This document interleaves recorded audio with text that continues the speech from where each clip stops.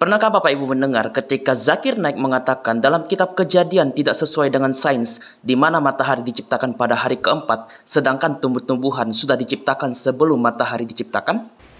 Poin nomor 4. Kitab Kejadian ke-1 ayat 14 sampai 19 mengatakan, di sana dikatakan bahwa matahari dan bulan diciptakan pada hari keempat. Saat ini ilmuwan mengatakan pada kita, bumi adalah bagian dari tata surya yang unsur utamanya matahari. Tidak mungkin bumi ada lebih dulu dari matahari. Hal ini tidak ilmiah. Poin kelima.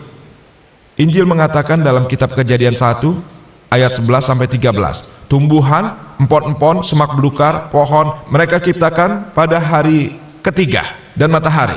Kitab Kejadian 1 ayat 14-19 diciptakan pada hari keempat. Bagaimana mungkin tumbuhan bisa hidup tanpa cahaya matahari? Tidak benar kan? Di sisi lain, banyak di kalangan saudara muslim sendiri yang meyakini bahwa Zakir Naik itu bermanhaj salafi wahabi. Walaupun ketika dia ditanya, dia menolak sebagai golongan-golongan ini. Tetapi dari pernyataannya sendiri ketika dia menolak maulid Nabi Muhammad, dan dia mengatakan kembali kepada Al-Quran dan Sunnah, sudah menunjukkan dia wahabi. Zakir Naik bilang tawasul syirik. Paham gak antum? Katanya ahlu sunnah.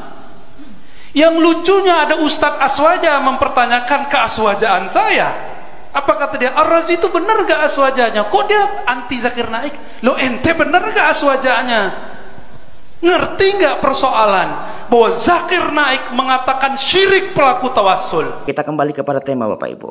Apakah konsep di mana penciptaan langit dan bumi dalam Al-Quran sendiri matahari diciptakan awal atau pada hari keempat juga seperti yang diyakini dalam Alkitab? Dalam Quran surah Fusilat ayat yang ke-9 sampai dengan ayat 12 dikatakan bahwa pantaslah kamu ingkar kepada Tuhan yang menciptakan bumi dalam 2 masa. Bumi dulu yang dibahas. Ayat 10. Dan dia ciptakan padanya gunung-gunung yang kokoh di atasnya. Atas apa? Atas bumi. Dan kemudian dia berkahi dan dia tentukan makanan-makanan bagi penghuninya. Menurut tafsir Jalalain, ini adalah makanan untuk flora dan fauna termasuk manusia. Tetapi ini agak sedikit kontras ya, karena kalau kita lihat dalam tafsir beberapa ulama maupun juga dalam hadis yang sahih, dikatakan manusia diciptakan pada hari yang ke-6. Padahal ini belum memasuki hari yang ke-6. Tapi kita baca aja di sini ya Bapak Ibu. Dikatakan bahwa dalam 4 masa, ya, dalam 4 masa memadai untuk memenuhi kebutuhan mereka yang memerlukannya. Ayat 11, kemudian dia menuju ke langit dan langit itu masih berupa asap. Nah, jadi dulu bumi dulu nih. Ayat 9 dikatakan bumi dulu, baru Allah memulai penciptaan terhadap langit. Dan kita akan lihat di ayat 12 nih. Lalu diciptakannya 7 langit dalam 2 masa. Dan pada langit dia mewahyukan urusan masing-masing.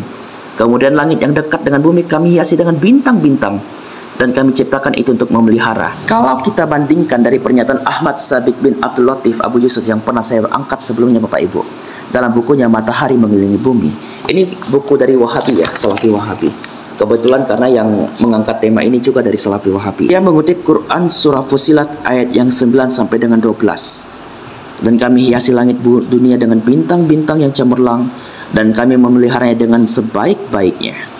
Nah, ayat ini dengan sangat jelas menunjukkan bahwa bumi tercipta sebelum langit, yang termasuk di dalamnya adalah matahari, bintang, dan lainnya.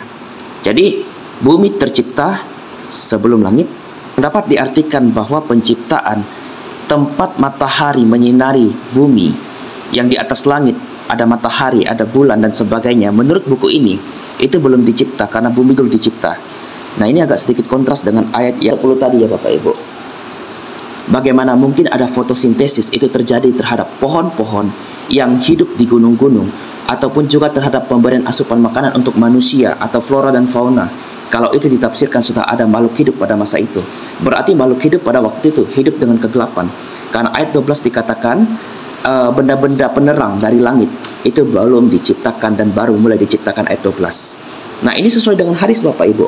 Kalau kita simak di dalam hadis yang sahih, menurut hadis riwayat Muslim 4997 dikatakan Allah menumbuhkan pohon-pohon pada hari Senin. Nah, di sini dikatakan pada hari kedua, pada hari Senin. Dan lanjut Allah menciptakan segala sesuatu yang tak disukai pada hari Selasa. Dan Allah menciptakan cahaya pada hari Rabu. Jadi pohon-pohon itu diciptakan hari Senin, Bapak Ibu.